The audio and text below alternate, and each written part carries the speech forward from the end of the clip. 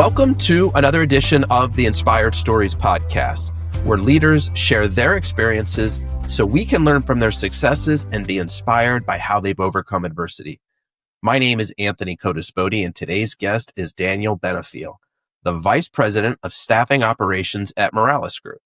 Founded in 2003, they do staffing differently by offering life-changing job opportunities for professional exempt, technical, skilled, and general warehousing manufacturing positions. Their mission is about building better futures, and they pride themselves on fostering purpose-driven workplaces. Daniel has more than 20 years of operational leadership experience in staffing, especially in manufacturing and light industrial sectors. Throughout his career, he has successfully served in roles like Director of Operations, Regional Operations Manager, and Branch Manager at Morales Group, always focusing on connecting people to meaningful work. In 2022, Daniel was honored as one of the Staffing Industry Analysts 40 Under 40, recognizing his significant contributions to the field. His approach to leadership centers on creating strong, dedicated teams while helping people find paths to professional success. Now, before we get into all that good stuff, today's episode is brought to you by my company, Add Back Benefits Agency, where we offer very specific and unique employee benefits that are both great for your team and fiscally optimized for your bottom line. Imagine being able to give your employees free access to doctors, therapists, and prescription medications. It's even great for high turnover environments. And here's the fun part. The program actually puts more money in your employees' pockets and the company's too. One recent client was able to increase net profits by $900 per employee per year. Results vary for each company, and some organizations may not be eligible. To find out if your company qualifies, contact us today at addbackbenefits.com. All right, back to our guest today, the VP of Staffing Operations at Morales Group, Daniel Benefiel. Thanks for making the time to share your story today. Good morning, Anthony. Thank you for having me and hosting me. It's an honor. So, Daniel, before we talk about Morales, you spent 8 years at another company called Staffmark. What first drew you into the staffing industry? It's funny when you talk to anyone who's been in the staffing industry for any number of years. Nobody as a little kid wakes up and goes, I want to be a recruiter when I grow up. And everyone that I've interviewed internally, we always ask, what's your story? Mine was I was waiting tables to put myself through college. And a buddy of mine ejected out from waiting tables and found his way into an agency. Knew that I spoke Spanish. Knew that I went to school for business and Spanish, and they were looking for a recruiter and invited me over to apply. I applied at the branch he was at. The wife of the branch manager had another office, and he sent me over to her. And the rest is history. Was not looking for it. I just knew that I wanted to be in an office and not waiting tables after college, and that's how it stumbled into it. So that's how the door opened. What kept you in the staffing industry? What do you like about it so much? Oh my Lanta. So I just did a check yesterday with a new recruiter that's coming in, and we talked about the highs of staffing in the addiction that is there. And there's such a high when you can get somebody that job. When I was a recruiter, you're face to face and you know that you've impacted their life. Maybe it's not the job that they want, but the job that they need. And then can now afford diapers. And there's a feeling with that comes. And then as you grow, you're doing that at a massive scale. I got 200 people and you're impacting your organization to be able to hire more internally. And then there's the lows. But for me, I keep coming back because there's so much rich goodness and finding employment for good, hardworking people. Yeah, I could see that being really rewarding. I mean, you want to show up to any job, you want to do good work, you want to get along with your coworkers, you want to make a good living for yourself. But right, when you can take somebody who's been struggling, help them find a job, and I love how you put it. Now they can buy diapers. Like that just has to warm your heart. Oh yeah, when you're 22 and you're probably broke and eating ramen noodles yourself, and knowing that somebody sitting in front of you is going to do something impactful with the money for their family, it was very, very rewarding intimately consistently, and it it made me thrive, I think, in my earlier years of my career. So you spent 8 years there at Staff Mark. Can you think of a particularly memorable experience there that now that you look back on, you're like, wow, that really influenced the way that I lead today in my work? Um, so I was kind of like a low man on the totem pole for probably 5 years there. They're pretty confined structure. And so it's chop wood, carry water, and got the opportunity to cover for a maternity leave at a very high volume customer that had a tough cookie for a human resource manager. And I'm all wet behind the ears, batting my brown eyes, just wanting to try to win this team over. It was a Japanese automotive firm. And so there was just that rigidity that was in there. And then there was little old me who was just, bowling a china shop. And I made it like my life's mission that all my time here, I'm going to win this point of contact over.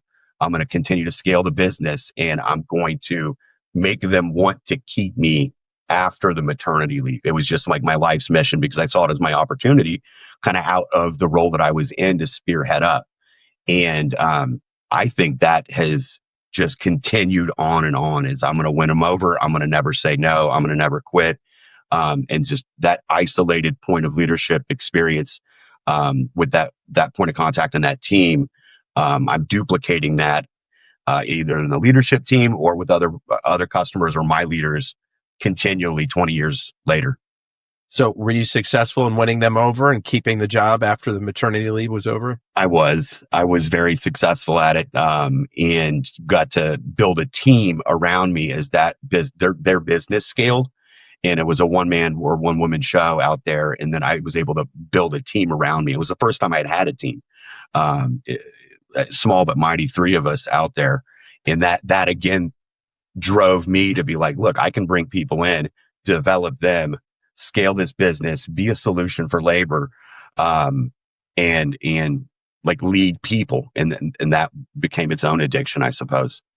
A lot of times when you're starting early on in your career, those memorable experiences are oftentimes not one of success. They're ones of, I tried really hard, I fell on my face, and I learned a better way to do it. So to hear your story where, like you said, you were pretty wet behind the ears, but you nose to the grindstone, you figured out a way to win these folks over. Why do you think you were successful right out of the gate like that? Blind ignorance, maybe something in my medulla oblongata back then was just didn't understand what true failure looked like. And it wasn't all roses on my come up. Either my first boss, so that woman I referenced, Kim Rayford, she's now our VP of sales here at Morales Group. And that's a story on how I came here. But she'll tell you, I'd bring her into this office right now. She'll tell you she should have fired me 5 times. I had my own failures, but how did I do it there? I just think I did not even have the concept of truly losing at that point in my career. And I think that helped give me that blind optimism, even today, post COVID, in this crazy staffing world that we're all suffering through. That resilience, I suppose, is ever present. Oftentimes when I hear that competitive spirit, folks have got a background in athletics growing up. Was that the case for you? No, it's not. My so I was in the speech and debate team, and I state nationals. So that was where I competed. I competed in oratory, and it's not physical in that sense, but man, oh man, it is a competitive landscape in the speech and the forensics world. And then I was also in DECA, which is a business side of high school, and competed in that sense too. So there was competition. It just wasn't on a field, so to speak. I did speech and debate briefly back in high school, and I can attest to the competitive nature of it. Oh, man. And you got to be quick on your feet, and you're going up against a lot of really bright people who are also quick on their feet. Oh, yeah. So, yeah, I could see that. Yeah, I was tiny in high school. I was like 110 pounds until sophomore year. I was a tiny little dude. And so that was my playing field. And all things are equal. The size and stature didn't matter. So that was Gonna nice to have say, yeah, small frame, big brain. that. You I use love the it. assets that you had. That's Okay, right. so you said there's a story about how you came to join the Morales Group. Let's hear that. So CBS was originally Staffmark. So I joined a company called CBS, and they were bought by Staffmark a few years into my tenure. I had a sales rep named Pam Griggs, and I had a branch manager named Kim Rayford. And somehow, some way, Pam leaves Staffmark and comes to the Morales Group. And a couple years later, takes Kim. And a few years later, they tapped me on the shoulder. I'm like, look, you got to come over here, man. This is different. It's special. The man who owns it has got something going on here that I think you need to be a part of. I just had my first son and did not want any instability. I crave kind of that consistency where I changed my benefits and now I got a new office. It's just too much change. And they eventually got me out for a coffee with Seth Morales. The founder is Tom, his father, and just fell in love with who we are and why we do what we do as an organization. And so it was very much a who you know. Again, I knew a guy who I worked tables with, who interviewed with Brad Rayford, and his wife was running a branch, and that's how I came there. And in this sense, it was a couple of ex-Staffmark folks came over and tapped me on the shoulder. And I was originally supposed to come in and like open up this branch down in Alabama and get like corporate housing. And I was all ready for that. And that deal fell through after I inked my offer letter. And so they didn't retract it. They found a spot for me. And by the grace of God, let me thrive in my early years of the career here. Now, it's interesting that they tapped you on the shoulder and asked you to come over when earlier you were saying there were probably 5 times that you should have been fired. Yeah. What were some of those instances or transgressions, if you will? I had a lot of fun in my 20s and was single and would enjoy later nights and was not a morning person like I am now. And so there was some early 20s attendance. And then attention to detail as I was, for those in the staffing industry, I love it, but completing an I-9 or running a background check, just the binary functions of my job. I was transposing socials. I was, signing the wrong part of list A and list B, which are huge compliance issues, and they cost the company money. But somehow, and Kim will tell you that, despite like those basic transgressions for a recruiter and account manager, that I had a spit in the spirit that she took a shining to, thankfully, and saw something in me past, the error of my ways early when I was younger, frankly. So tell us about the work that you guys are doing at the Morales Group. What kinds of functions are you serving? What kind of roles are you filling? It's evolved. It's currently, in my opinion, I've said this down the halls, like we're in the middle of an evolution within our company. Traditionally for 20 years, we've been a very light industrial, mid-low skill agency that had a heart for serving people and creating meaningful relationships with our clients. And we had cornered a good part of the market here in Indianapolis and had begun to expand our footprint prior to COVID. And what are we working on now is that evolution out 5-10 years from now, where we need to expand past kind of like that binary 0-1 light industrial and move into the direct, exempt technical. And so we recently did an acquisition in January of this year with a company called Career Transitions. They're out of South Bend, a Hoosier company, and bring with them like 30 years of existence and like 80 years of experience with these bachelor and master degree recruiters. And they've been a wonderful culture fit, and we're beginning to expand it, while the core business of light industrial staffing, as many of them know out there, if they're watching or listening, is in a mode of flux and contraction. Whereas we bought this and made some good aqua hires, so folks who can come in with a book of business to help sell that side of it. And then now we're focusing on contract recruitment uh, technical engineers, high skill CNC operators that dictate a certain type of recruiter, a certain type of difference in the methodology in which we were born and bred. And so it's been really exciting to support the core business, but then pour into this acquisition and actually scale it, and not just buy it and set it and forget it. It's been a great 9 months with that team. So, for those listening who maybe aren't familiar with the ins and outs of the industry, can you first define light industrial and then explain for folks why that sector of the market is kind of having some tough times right now? How much time do you have? Yeah, I mean, so light industrial is your warehouse, general labor, pick, pack, forklift, machine operating. Just in general, that's a very basic explanation of the light industrial side of staffing. And there's a multitude of reasons how it's been impacted in a state of flux or disruption over the last 5 years. You could take COVID, but then I'd say forget COVID. We're still trying to find a new norm. Many employers post-COVID migrated to internal full-time hiring and kind of cutting out, staffing partnerships and agencies as that middleman. I mean, we took on the financial risk of insurance, the burden of unemployment, and they decided to cost analysis that and bring it in-house. And it's worked for some and it's not worked for others. With that disruption, there's been an evolution of recruiters out there who have joined some of the customers that we serve inside of their talent acquisition department, bringing those best practices.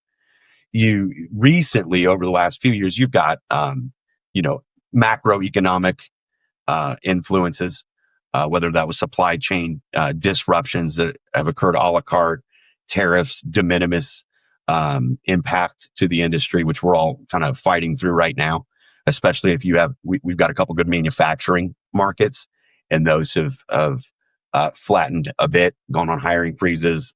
So there's a lot of unpredictability in that sense. And then margin compression. I think everyone's experiencing that. And out there at the front lines of the field, it's not easy. It's tough for these folks to do what they do day in and day out. How people are looking for jobs has changed. And so there's been burnout at leadership levels and at frontline levels as well. And so I think we're going to continue to stay in a state of flux like this, not to get long-winded, but like for the next year or two, as we find out what the new normal is going to be for us. Yeah, and I hear this a lot talking with folks even outside of the staffing industry. So many changes, some industries went through the roof during COVID. Some went, down in the toilet. Everybody coming out of COVID, things have been strained. Right. And then you're talking about tariffs, interest rates, the change in the de minimis rule, all these uncertainties, and business does not operate very well when there's all of these uncertainties. And so even when some folks have the opportunity to grow, they're nervous, they hold back, they put on the hiring freezes, and it just sort of, it just kind of spirals in that way. That's right. And so talk to us more about the new directions that you're heading in. Some of these industries and these positions that you're describing, is this more of like an executive recruiting, like a one-time fee, you place somebody permanently there, or are these still temporary positions that you're filling?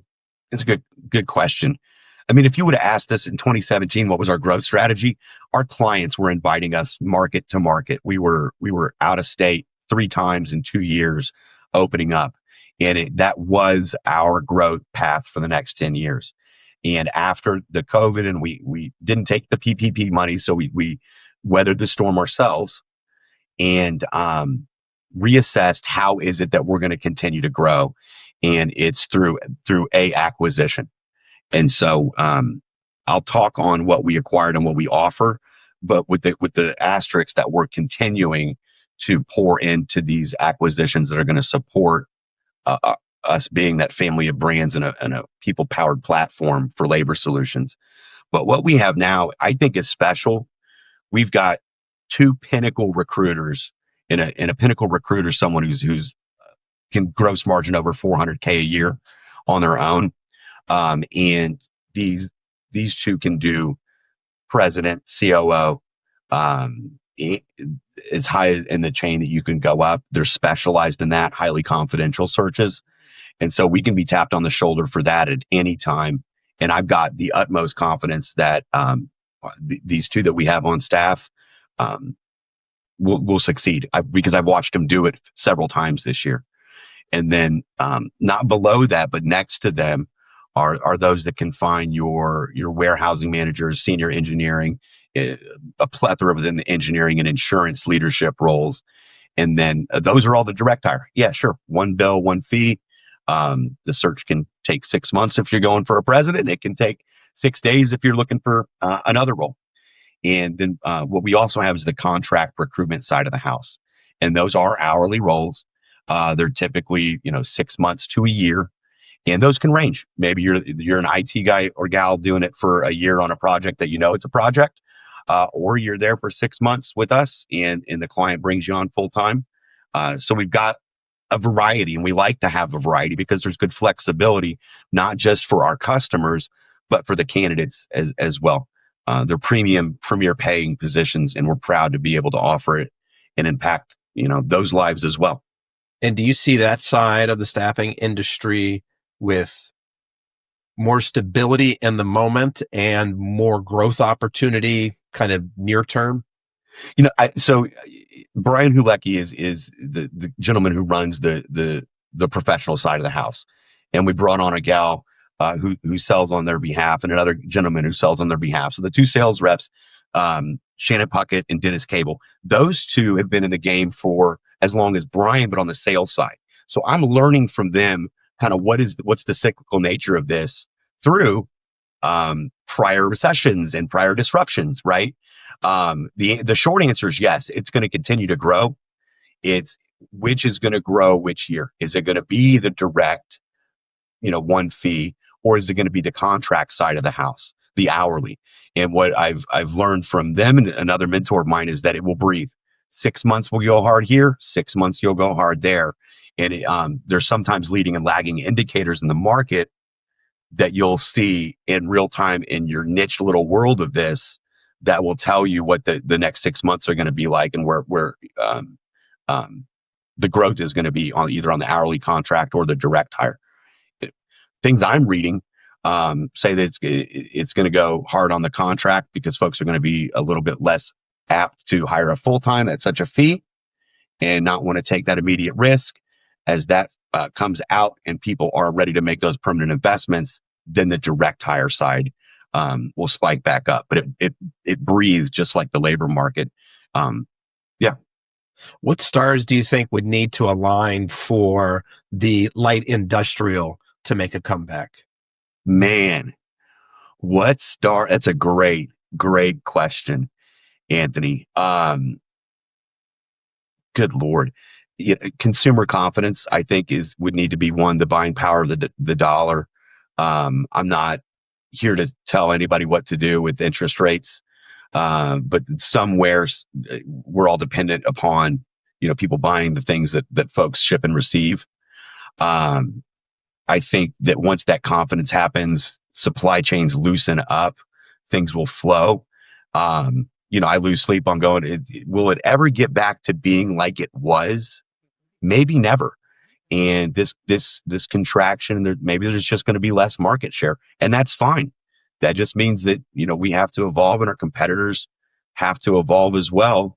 For those stars, I would say, yeah, consumer confidence, supply chains, and predictability. If we could get a couple years of predictability, I think investment would happen back into the industry, and you would be able to flow like a calmer river than the choppier one that we're currently rolling up against.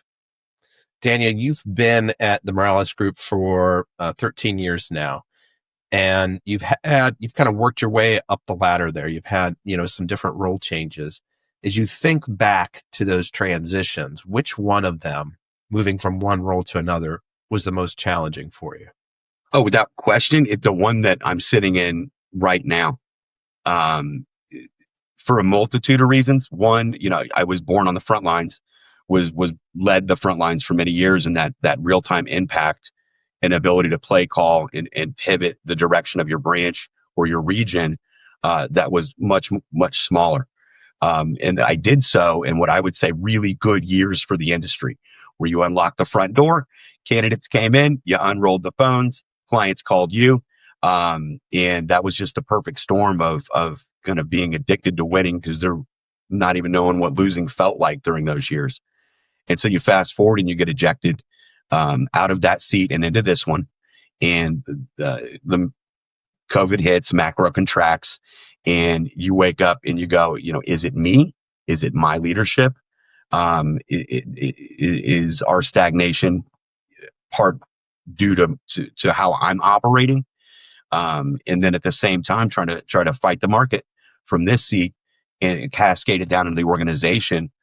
Those are the things that I think that I struggled with absolutely the most as I made the transition out of director into the vice president role, and still How do continue you to have cope those with moments. that? How do you handle that in the moment, right? Because now you're not alone, but you're certainly higher atop the pyramid, and Sure. people are looking to you for guidance, and you're looking like, well, I don't know, like I don't have the answers.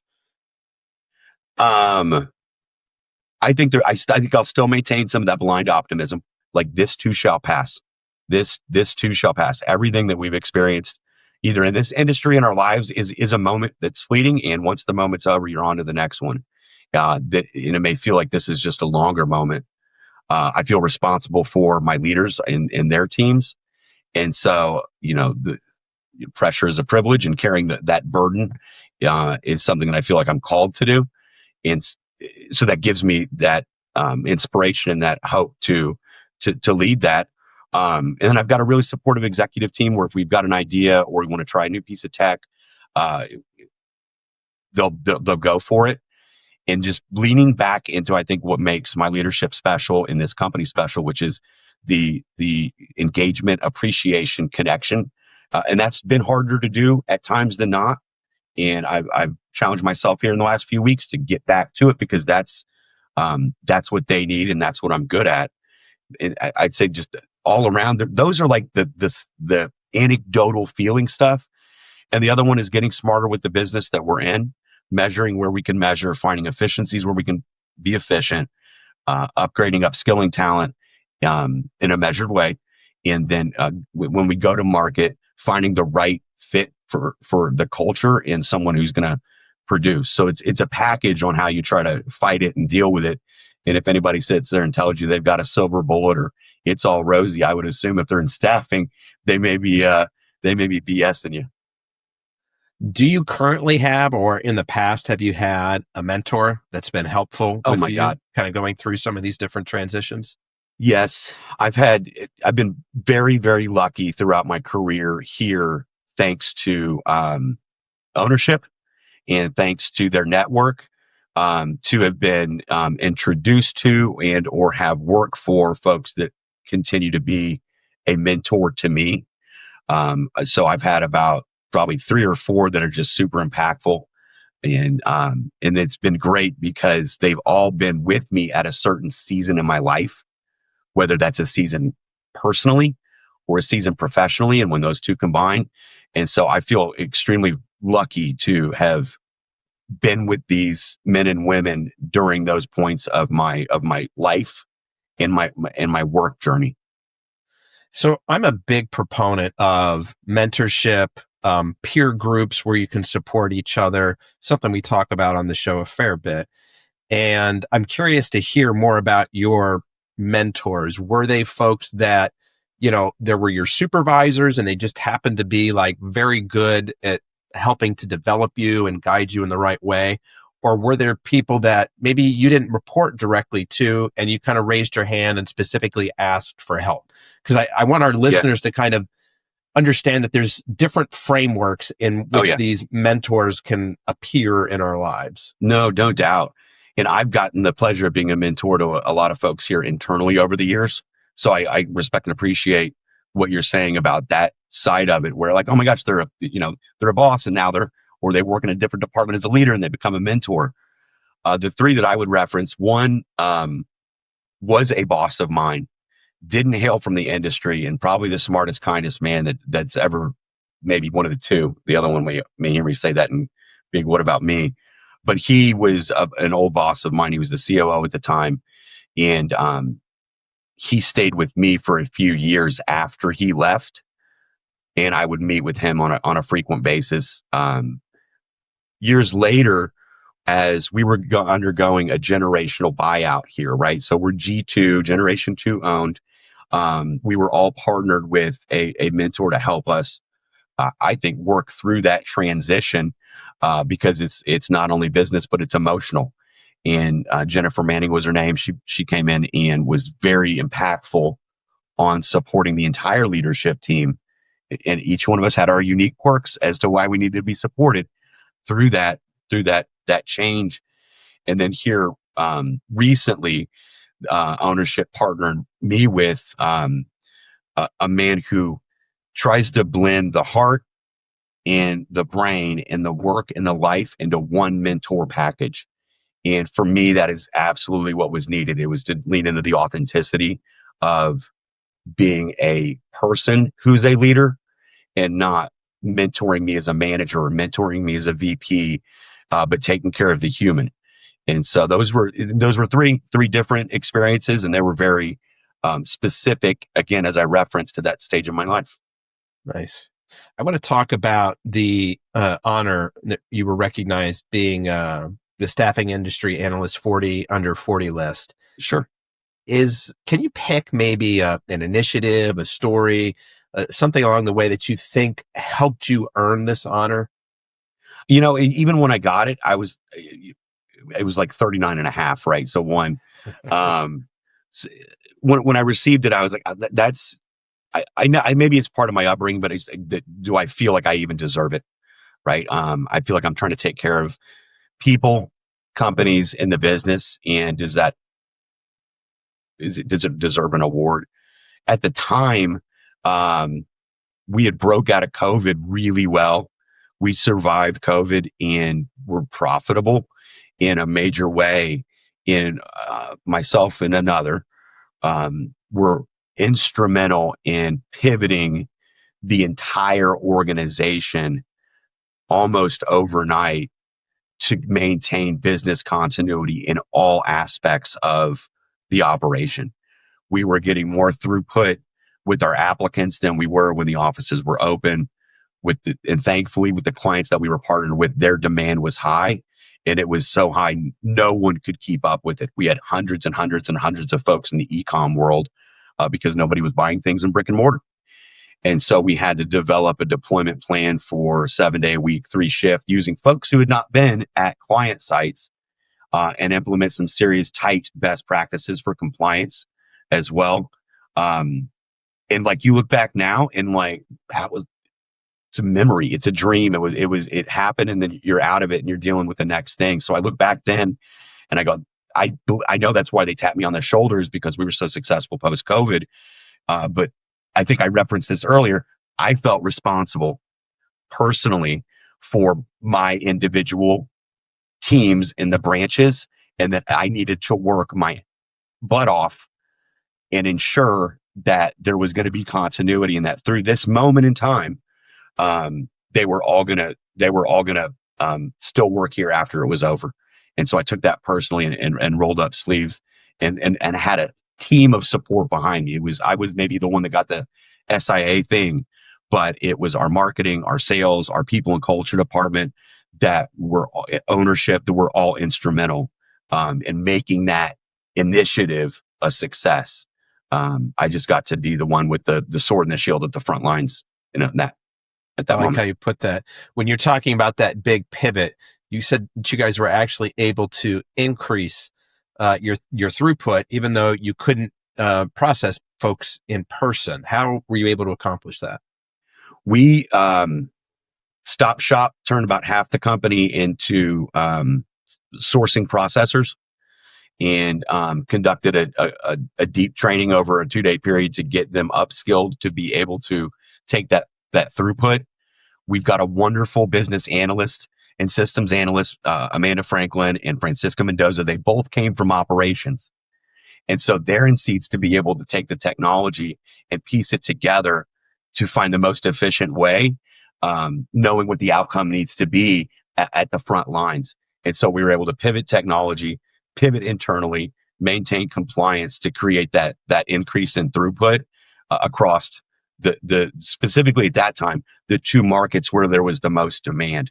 That, and we turned the other offices into supporters of where the demand was. It was pretty. I haven't talked about it in a damn minute. It was pretty incredible for us to go through. And I talk with a lot of folks about the COVID experience, and it's one of those things where almost universally people have kind of blocked a big part of it out of their minds until they start talking about it. And then it's sort of like the wave of memories. It's like, oh my gosh, that was such a hard time. And, you look back on it with like a sense of gratitude that you got through it, but also a sense of amazement that you got through it. It's so weird. And again, this has been my industry. This has been my career for a lifetime now. And I would assume to say that anyone who's in this industry as well, came out of it. And then since then, it's been the next thing. And I don't think that anyone really truly had a time to breathe and reflect, because we're back to normal, because we've never been back. So I think that disruption that's occurred post-COVID has also created that gap of fever dream where it just feels like a memory versus a reality, because you've had to fight so much post-COVID. Daniel, not to make this a podcast about COVID or anything, but go ahead. It's a part of our lives. It's a part of the rear view mirror, and it continues to have cascading effects today. So I think it's not always fun, but important to revisit and remember, and embrace the lessons that came from those really hard times. I appreciate that statement. Yeah. So at the Morales Group, Daniel, your core values emphasize humility, courage, and being a light. It's one thing to sort of put those up on a placard. It's another thing can we come up with maybe a specific example, a tangible real life scenario where these values guided a critical decision or conflict resolution? So I think that helps to really paint a picture for people about what it's like to work there. Damn.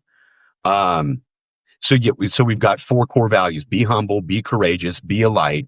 And then, I'm going to say it again, post-COVID, we added a 4th called be gritty, because God knows in this, if I didn't have a jacket on, my sleeves would be rolled up, right? Like that's just how it has to be to fight this thing, this market.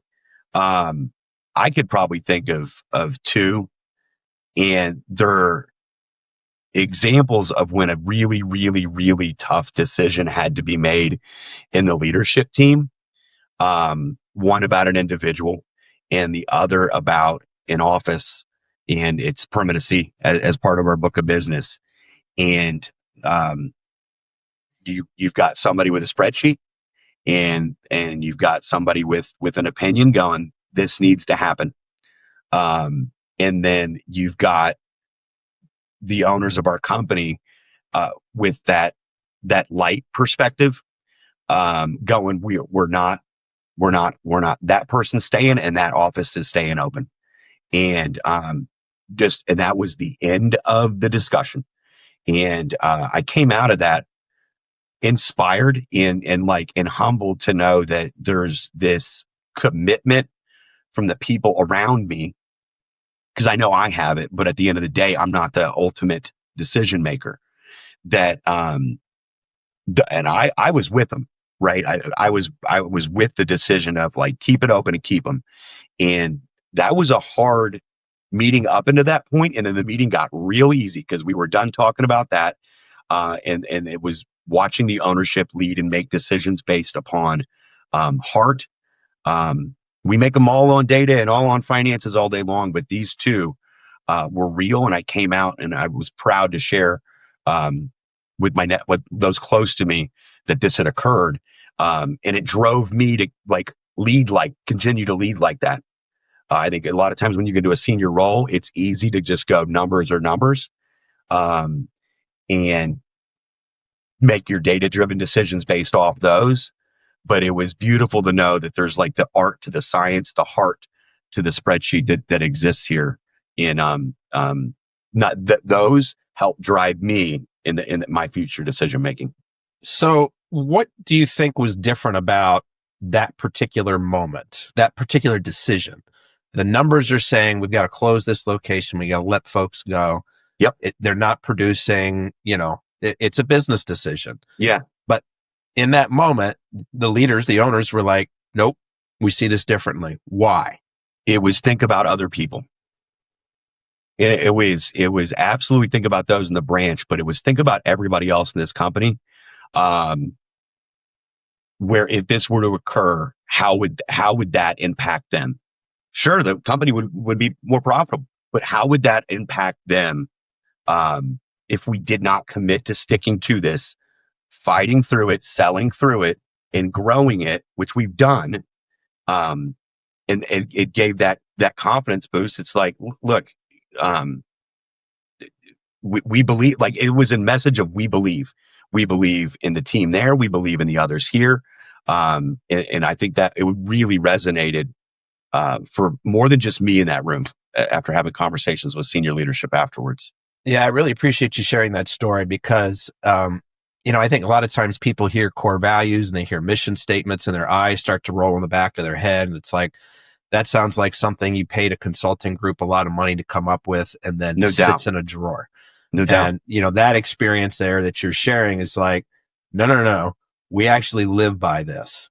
And now that you've got some distance from that particular situation, you can look in the rearview mirror and be like, and it worked out. Like we had the commitment to stay with them, to stay with that office, to continue to help and develop and support them. And it's worked out favorably for everybody. And we operate in the EOS system. We've been doing that for about 1.5 years now. So you got GWC, get it, want it capacity. And when we put up when we do our PRS or right people, right seat, we do the 3 from the EOS, but then we also map out the core values to the individual. And that's been a great exercise. Plus sign, when we rewrote our performance reviews, we do them every 6 months. They're not, I would say, like the traditional burdensome performance review. They are all based, they're core value based. Yeah, there's metrics and there's numbers to it, but they were all created with people and culture and operations to be focused on those core values of our individual contributors. And so it really is a lot of walk behind that talk. I like that. Curious what you're excited about as you look to the future in terms of technology and innovation and how that affects your field. I don't care who you had on this show today. They tell you absolutely AI. And I remember, as many others do, hearing about it and going, and I think there's a couple layers to that are not completely like come to fruition. The first one I would say is that recruiters want to recruit. They're in the game because they love the people. They want to make an impact. They like that runner's high. They don't like clicking. They don't like searching for the next screen. They don't like a lot of that like administration that goes along with it. It doesn't fill their cup. It's like sales reps. Sales reps just want to go sell. They don't want to go back to the CRM and then document their last meeting. Gee, Merry Christmas. Everyone can resonate with that. Recruiters are the same way. And more and more you're hearing and reading, like, get your recruiters back to their working genius. Get them back to their core mission and feed them that time back. And so AI, I think, is going to be a wonderful thing to make recruiters recruit again and not have to be necessarily that administratively driven. The other one is ATSs, man. Everyone who's probably been in mine or another seat gets sold a bill of goods and like, oh, this ATS is the best. They've gone through their own system migrations over the years. I think what's going to be a game changer here in the next 5 is finding that ATS that has got that generative interface that is just bringing a lot of throughput and a lot of efficiency. And I don't think it's going to like completely disrupt your offices where you're going to go from 5 to 4 people. I think they're just going to be able to produce more, be more fulfilled, be more engaged as human beings, thanks to these technology bolt-ons that we're currently exploring in the disruptive state of the market by implementing.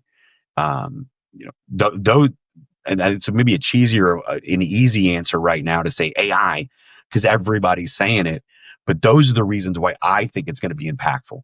It's gonna feed the human. It's gonna feed the human spirit to work on their working genius, and they're gonna feel like they did more at the end of the day because of it, and they're not gonna lose their coworker with it either. And at least in our world, that's our plan.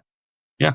And I hear that from a number of folks, particularly folks in the healthcare field, interestingly enough, where their hope is that, the AI, it's not going to reduce the need for the human, but it allows for the human to do more of that human to human contact that is so important, not only in, medicine and caring for sick people, but in your field as well, to be able to interact with people, get to understand them and their needs and connect them with the right types of employment. So it's interesting, to hear you in the staffing field talk about it the same way. Are there any ways that you guys are using AI now that are, helping to kind of streamline and maybe even in the early days of it, introduce more of that human to human interaction because you're cutting down on that administrative requirement? So we're in the implementation phase of one that is essentially what it's doing is it's mass bringing in folks to our recruiters. So instead of them having to do a binary task over and over, it's bringing them hot candidates on a silver platter in that moment. Just that alone is making a better human experience for the candidate and for our recruiter. Our recruiter's not on their 14th call leaving a voicemail. They're on their first call talking to someone who just clicked a button expressing interest in an opportunity that we have. And so you're serving both people the right way. And like it's easy to just use the business term like it's more efficient. I think it's a better human experience for both the candidate and the recruiter in those intimate connective moments. And it fuels them too. Like the recruiter is going to do that and they're going to go back to the next one. And like their output is going to increase because they're not on their 15th call of losing. They're on their 15th call of winning. And excuse me, that's great to see. I want to turn the viewpoint around a little bit here and look at it through the lens of somebody who's looking for work, who's applying for jobs. This came up in a conversation with a friend recently where she's about applying for a number of different positions. And one position she applied for, within seconds, she got a rejection notice back. Like it was clear, like some sort of AI was scanning her application, scanning her resume and determining, sight unseen in my mind, that she wasn't a good fit. What would you say to somebody that's in her shoes where she's looking for a position and she's getting frustrated because she feels like she can't even get past the AI filter? Yeah. For us, we're not in rejection mode right now. We're not in filter out mode. We're in bring it in and let us do that vetting. For where we have it. Do I think that it could potentially get there if I've got a CNC position and you apply without any experience on it? Well, sure. And I've heard the same story as I go to market for leaders or recruiters, senior level, technical level, light industrial level, where they're out there hitting the market and they're finding it discouraging to be on the other end of the table now and having that. I don't know, without knowing her personally and knowing her story and her journey, the advice that I would give, I mean, hell, I just talked to a competitor's HR who was just laid off, and the advice that I gave him was like, look, dude, this is going to be a job, and it's going to be a chin up, and it's going to be a network game. And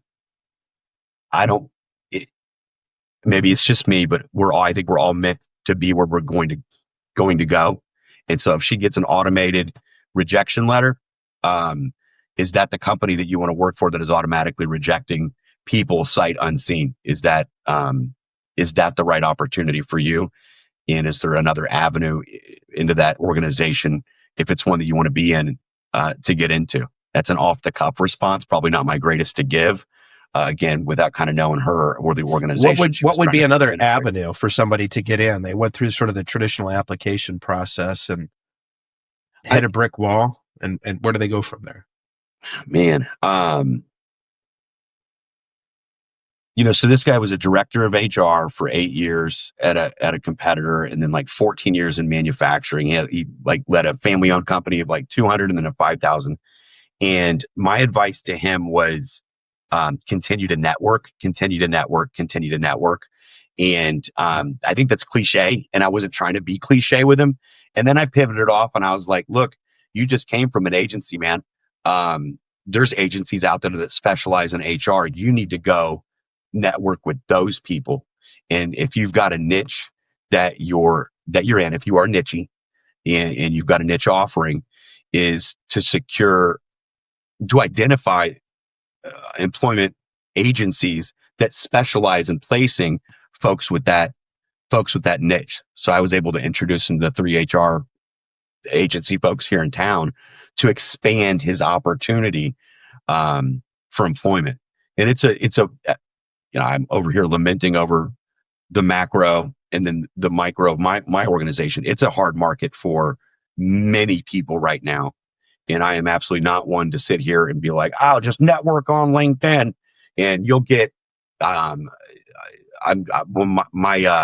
stance is broaden all aspects of your search as wide as you can. And if you're nichey, do so in a nichey way. That's helpful. Thank you, Daniel. I'd like to shift gears now and maybe hear about a serious challenge that you had to overcome in your life, whether it was something personal or professional. What did you learn and how did you get through it? A few years ago, there was like an imperfect storm in my personal and professional life. So like one, we had at work, there had been a disruptive change within the leadership team. And so a couple of the folks at the table were exiting untimely, and that there was some instability in that room, and I was not in that room yet. And as the exit occurred with one of the C-suite players in there, is when myself and another were asked to join that room. And very shortly after that, my father took his life, and I was in this mode of like wanting to like be proud of where I was at, scared as hell, and then dealing with this like unexpected dramatic change for someone who had shaped me. And so I'm having to like live in this like proud moment, but also grieve, and trying to combine like maybe it's universal, but most sons want their fathers to be proud of them, and those without wish they had one that was. I just think that's a universal desire. And so as I was like new into the role, and it wasn't easy to be new in the role, like, yeah, you pop the champagne on Friday, but man, it's sleeves up on Monday. You've got an organization to lead, ownership suite to report to, and a business to take care of that you've been taking care of for a decade plus, and you feel responsible to all of it. And so like combining that imperfect storm, gave you that like personal seasoning, that executive seasoning. It gave clarity to what's important. It made, I think, me more measured. Like when I'm in this state of flux right now in my company, I'm like, this too shall pass. The rebuild afterwards will be so much better and stronger. And I have that never-ending belief. And I think as we talked here, like that's part of me anyway, that unfailing desire of hope and winning and success and competition. But then when you stub a knee, a toe, a leg that hard, and then you go through all the things I think we've just talked about. Um, it defines you as who you are in like this moment today. Like today's not easy for me. It's an honor to be on your podcast, and it's great to be able to talk to you. But we're all gloves up in the industry. But I have this peaceful, harmonic um, belief that this too shall pass, and out of the outside we will be so much better and so much stronger. And I think I could probably look back a few years ago to attribute it to that time of my life, where there was celebration and suffering all over. I think. So this difficult time period where your father passed, where you're going through the big changes at work, this, are you saying, is sort of the genesis of your thought process that, hey, this too shall pass? Is that really where you started to embrace that idea?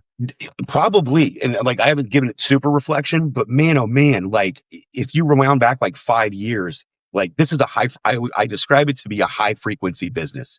There's always something going on out there. I've got 3,000 people contributing to society, working. And at any given moment, anything can happen. And it's always happening. We're at 300 customers. So it's very, I think, high frequency. And what I have been wrapped around the axle of, as some of my leaders, of, is that worry, that unending concern, like, am I getting it right? And if something bad happens, you lose a client, you lose an employee, there's this knee jerk to be like, oh my God, how are we going to get through it? Whereas now, as I'm in this evolution of rebuilding the operation structure here in the core business of light industrial, I have this peace.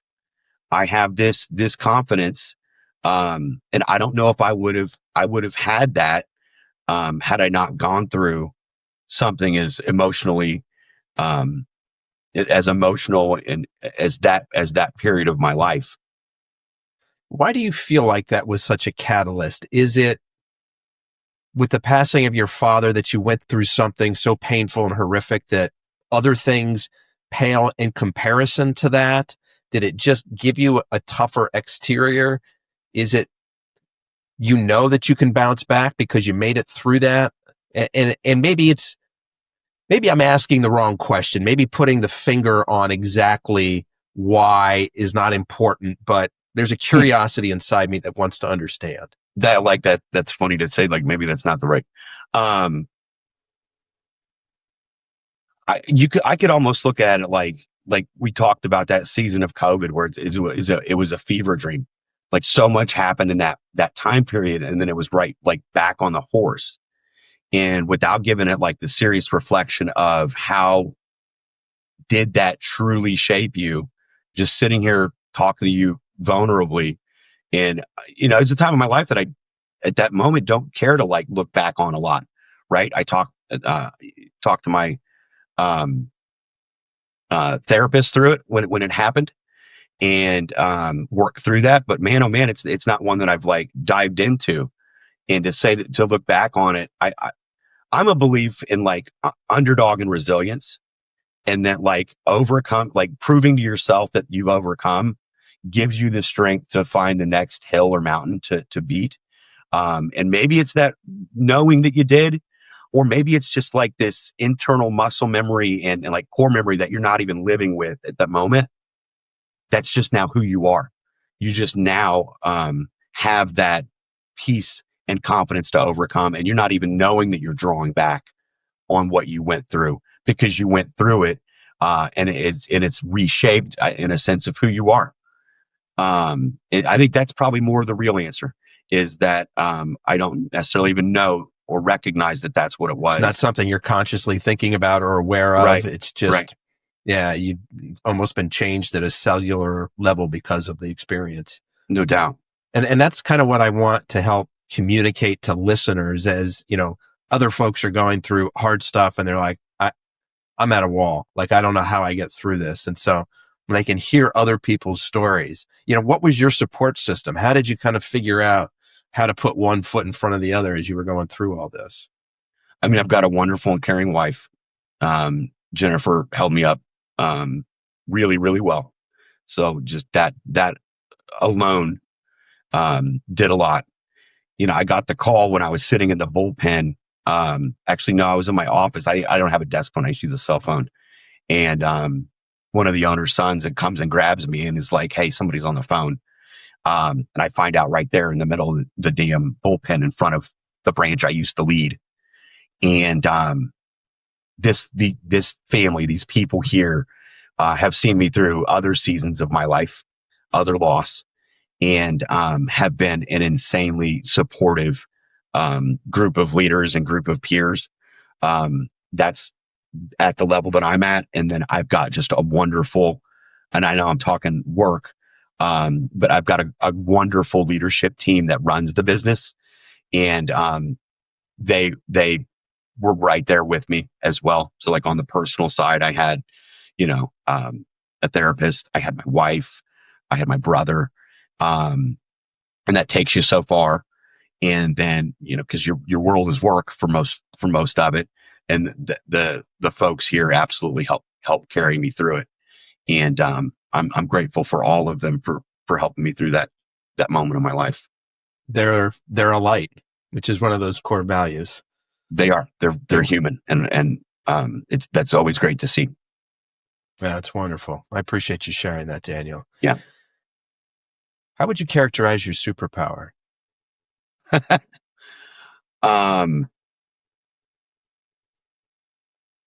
I would say, I think I'm really good at being like a catalyst and a galvanizer. Like I can spark it up and I can bring them together and I can get them. When I say them, just whether it's teams or people or people leaders, to operate, to push, to drive, to activate. And that's, I think, critical in this industry. We just had our operations meeting yesterday and we did the 3 things of the keep doing, stop doing, and what's your strength. And so I'm kind of speaking from the hip after yesterday evening that was the keep doing, is that I'm able to continue to support, push, and activate them as a leadership team. Yeah. And I appreciate you talking about that you found some help in therapy as you were going through that difficult time, because I think that's really important for other folks to hear that's okay. That's a helpful thing. Like let's burn away that stigma around it. Let's get away from sort of the therapist component, and because for some folks there are other resources in their lives that have been helpful, books or podcasts or courses, whether it's going through something difficult or just doing personal development. Is there something in your background that's been really helpful, like a book, a podcast, a course that you would recommend to other folks? Oh man, and it's funny, I just leaned into it yesterday. Deep Work by Cal Newton. Deep Work by Cal Newton. The concept, I think, is incredible. The book is a little heady, but man, the first 3 chapters are just like an axe to a log. The concept is that, like, right now, you and I, before we started, it was let's silence our phones. And if we flip that thing back over, most people, it's notification city. And you flip over to your laptop and it's a Teams message. If you got a Mac, you're getting your text on it. It's a never ending stream from Outlook. And then it's your Gmail. And there is this, I use the word high frequency again, but there is this barrage of distraction that does drive business. Like, you have to respond to the email. The text does need a response at some point. And it goes through these iterations of distraction. And then later in the book, it gets really scientific and heady. But the concept is those that can master the art of stopping what they're doing, removing all distractions, doing contemplative thinking, doing strategy-based thought, doing isolating work with a notepad or a whiteboard, will hone and possess a skill that as time goes on, less and less will have, and thereby they will be more valuable to the organization. And that was a book given to me from an old boss. The last thing he gave to me before he left. I got 3 chapters in about 2 months after he left. and Stop Shop scanned them in and got a whole session for a year with my, at that time, leadership team on deep work and the ability to shut this off. Because man, oh man, when I tell you we've got 300 clients working 24/7 in a barrage of everything, like people in staffing care a lot. Like the ones that love being here, they just give a huge, you know what? So they want to reply. They don't want to let it slip through the crack. They know what a missed email can do. So to get long-winded there, but man, oh man, that book right there, I would recommend that to any leader in any industry in any capacity. And then taking action on what you've learned is way harder than reading that book. Can you put into words an action that folks could take right now? Let's be realistic. There's going to be a small percentage of folks that listen to this that go and grab the book, but they're really curious about sort of the idea. Give one pointer. Yeah. There's 4 ways to do it. One of those ways is to set the time on your calendar and actually stick to it. It's a no-fly zone, and you leave your office and you go sit in another one and you get your notebook and think of one problem that you've got in your organization. Just one. Doesn't have to be the biggest one. Doesn't have to be the hardest one.